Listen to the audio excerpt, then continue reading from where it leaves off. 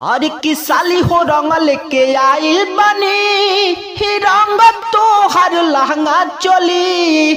साली हो रंग लेके आई बनी ही रंग तो हर लहंगा चोली। सो दोस्तों काफी अच्छा सॉन्ग लिखा जो कि होली सॉन्ग है, फुल और फ्री सॉन्ग है और ये ड्यूट सॉन्ग है। लड़का और लड़की साथ में गाना है ना, ड्यूट सॉन्ग है, लड़का लड़की साथ में गाना वाला। सो काफी अच्छा सॉन्ग है, होली सॉन्ग है और ये जीजा साली का मैटर है और काफी अच्छा सॉन्ग है। सो काफी अच्छा से रिकॉर्डिंग कीजिएगा। सो काफी अच्छा सॉन्ग भी है दोस्तों। वीडियो में तक बने रहना, चैनल पर चैनल सब्सक्राइब कर देना। वीडियो अच्छा लगे तो वीडियो को लाइक कीजिएगा और भाई को फुल सपोर्ट कीजिए। अगर कोई सिंगर भी पर्सनली सॉन्ग भी लिखवाना चाहते हैं तो अबाउट नंबर मिल जाएगा स्क्रीन पर भी। इस नंबर पर कॉल करके पर्सनल सॉन्ग भी आप लिखवा सकते हैं कम से कम चार्ज में। चलिए दोस्तों अपना सॉन्ग स्टार्ट करते हैं। सो दोस्तों ये मुखड़ा और काफी अच्छा से रिकॉर्डिंग करना है और जैसे गाएंगे उसी तरह से आपको रिकॉर्डिंग करना है। जहां से दो बार है वहां से आपको दो बार गाना है। जहां से एफ है वहां से लड़की गाएगी, जहां से एम है वहां से लड़का गाएगा। तो ये चीज आपको ध्यान में रखना है कि जहां से एफ है वहां से लड़की गाएगी, जहां से एम है वहां से लड़का गाएगा। सो दोस्तों देखिए इसको ऐसे गाना है, जैसे गाएंगे उसी तरह से आपको रिकॉर्डिंग करना है। जहां से दो बार है वहां से आपको दो बार गाना है, जहां से एक बार है वहां से आपको एक बार गाना है। पहले एफ आया, ये मुखड़ा है, पहले एफ है तो वहां से लड़की गाएगी। देखिए इसको ऐसे गाना है। होली में चोली के दासा बिगड़ला, लेके तू रंग वही जगह रगड़ला। और यहाँ से दो बार है। होली में चोली के दासा बिगड़ला, लेके तू रंग वही जगह रगड़ला।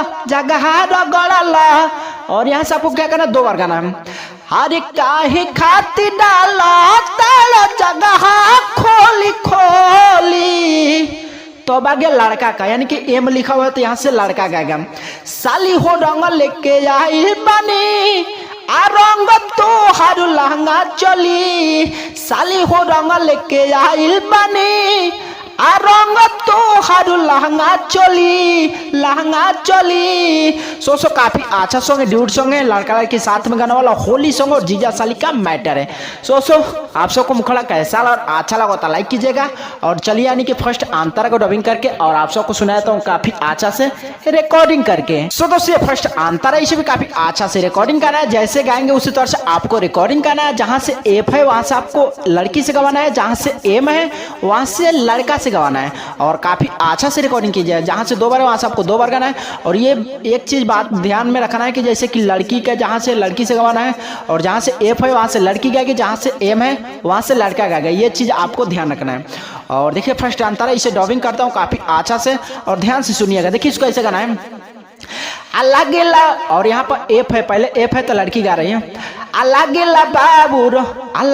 बाबू रौरई है रहनिया तनिको ना भावेला। तो एम आ गया तो लड़का गाएगा। जीजा के हक बाटे साली में आधा उहे हक मांगेला। और यहाँ से आपको क्या करना है, दो बार गाना है। लागेला बाबू रौरई है रहनिया तनिको ना भावेला। जीजा के हक बाटे साली में आधा उहे हक मांगेला। हाले के हाथ रंग करिया रंग ताला ढोढ़ी। और यहाँ से लड़की का था, जैसे कि यहाँ पर एफ है तो लड़की गा रही है।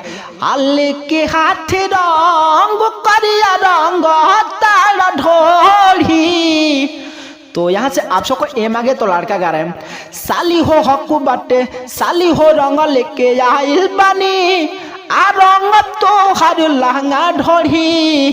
साली हो रंग लेके आइल बनी आ रंग तो हर लहंगा ढोढ़ी। और काफी अच्छा सॉन्ग है। सो यही था अपने सॉन्ग का फर्स्ट अंतरा। उम्मीद करता हूँ आप सबको अच्छा लगा तो लाइक कीजिएगा। और चलिए यानी कि लास्ट अंतरा को डबिंग करके और आप सबको सुनाता हूँ काफी अच्छा से रिकॉर्डिंग करके। सो दोस्तों ये लास्ट अंतरा, इसमें आपको सिंगर का राइटर का जो भी हो अपने दोस्त का किसी का भी इसमें नाम डाल देना और काफी अच्छा से रिकॉर्डिंग करना है। जहां से दो बार है वहां से आपको दो बार गाना है, जहां से एक बार है वहां से आपको एक बार गाना है, जहां से एफ है वहां से लड़की से गवाना है, जहां से एम है वहां से लड़का से गवाना है। और ध्यान से देखिएगा। देखिए इसको ऐसे गाना है।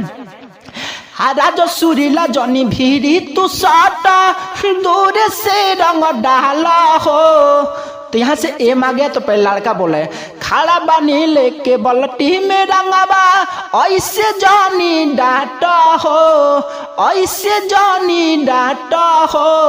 और यहाँ से आपको क्या करना है, 2 बार गाना है। हे राजू सुरीला जॉनी भीरी तू साटा आ दूर से रंग डाला हो, खड़ा बानी लेके बल्टी में रंगवा ऐसे जानी डाटा हो, ऐसे जानी डाटा हो। और फिर उसके बाद एफ आ गया। तो लड़की का गीत देखिए, इसको ऐसा गाना है। आसावन सूरजुया बखेला संगे होली होली। तो वहां से आपको क्या करना है, एक ही बार गाना है। उसके बाद लड़का एम आ गया। तो लड़का गा गया साली हो रंग लेके आइल बानी आ रंग तोहार लहंगा चोली, साली हो रंग लेके आइल बानी आ रंग तोहार लहंगा चोली, लहंगा चोली। तो दोस्तों आप सबको सॉन्ग कैसा और अच्छा लगा तो लाइक कीजिएगा और चैनल सब्सक्राइब कीजिएगा। अगर कोई सिंगर भी पर्सनली सॉन्ग भी लेना चाहते हैं तो अबाउट नंबर मिल जाएगा स्क्रीन पर नंबर, इस नंबर पे कॉल करके पर्सनल सॉन्ग भी आप लिखवा सकते हैं कम से कम चार्ज में। चलिए दोस्तों फिर अगले वीडियो मिलेंगे नए सॉन्ग के साथ, तब तक के लिए जय हिंद, वंदे मातरम।